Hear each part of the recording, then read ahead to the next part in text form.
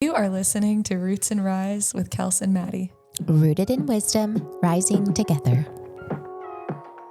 All right, welcome back to Roots and Rise. Yay! We missed you all. We did miss you, and we've had some really good topics lately that have been pretty fun to talk about with you. And kind of emotional.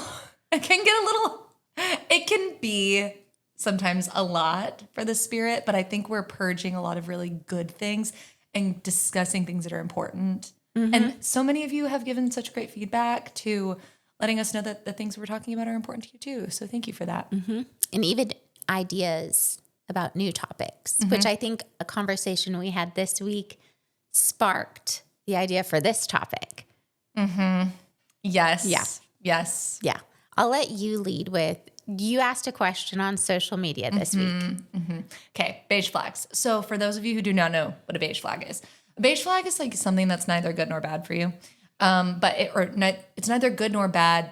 That is something that you do or like a habit that you have. I looked it up. Yeah. Because I was like, wait, what is a beige flag? But so like a green flag is like when like the guy you're on a date with somebody and he is opening the door, is very, very kind to everybody he talks to. Like those are all green flags. Red flags, well, we might even have a whole episode one day about red flags.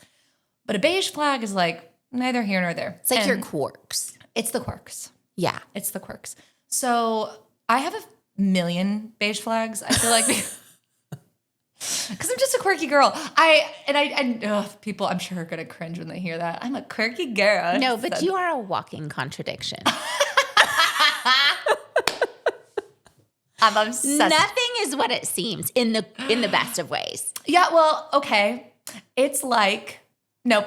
I'm literally thinking about different, like in the immediate image I had was a clown that pops out of a box. And I'm like, that's not what she's talking about, but that's what I had in my head. That's what I thought. So, okay, my beige flags. I have a list.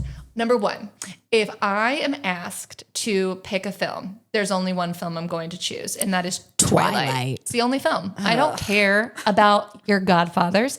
I don't care about the Oscar Academy Award winning films. Twilight. Tell me about it. It's the best movie ever. Thank you, Robert Pattinson, Kristen Stewart, for bringing us the true joy of a very bizarre romance coming to life in young adulthood. We went walking this week. I took her to this park she'd never been to, and we're walking, and she looks at me and she goes, "Where are we? Is this Twilight?" It looks like an open field, and I'm like, what if there had been people, rather pale, mind you, to come out and start playing baseball? I would have joined in. Okay. Twilight is one of my beige flags because I'm obsessed with it. And then the other thing is I said this on our socials. I will wear the same outfit over and over and over again. It's too much for my brain. But you know what a friend of mine said yesterday? And she was giving me a compliment, but Hunter was like, I think it means you're a little weird. And like, not in a bad way, but she said that brilliant people wear the same clothes every day because they can't. Steve Jobs wears the same clothes. Wore my outfit. Hey, got these Madi Punticas. Yeah, obviously. Cool. You just run the world. It's fine. But I'm like, I can't be bothered to choose. I think it's because you have good self-esteem. Your clothes don't define who you are. You're enough. There will be another episode at some point where Madi and I think you guys need to get to know us a little bit better. Yeah. So that you don't get super annoyed with the things that we really think in our minds. But I have I have insecurities, but they're so dark. I don't want to They're not average. They're not average. They're above average. Yeah. Maybe below average. Okay, I don't want to talk about any more of my beige flag. Tell me your beige flag options. Do I have to tell my beige flag? I think people would love it. You can also say I almost texted you this morning and was like, I'm not dirty. No, you're not. You just don't like it. Here's the deal. Okay. I hate washing my hands. It doesn't mean she doesn't do it, I wash my hands. I hate it. I hate the sensory of it. I hate if it's cold. I hate if your sleeve gets a little wet. I hate that.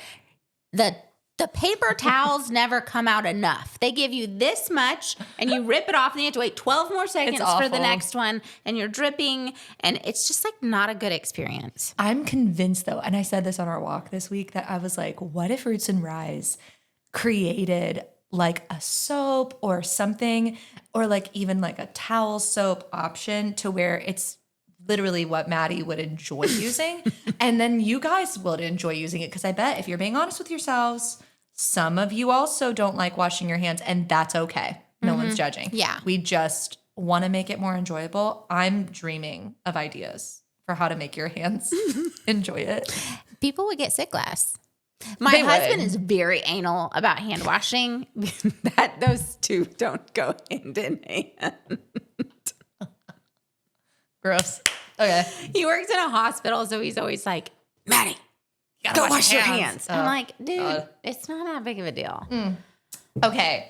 So all of this to say, I think it leads into the next piece, because the thing with the beige flags is a lot of people identify with some of their quirks, and a lot of people identify with these little, it can be little things or medium things or big things in their life that this is who I am.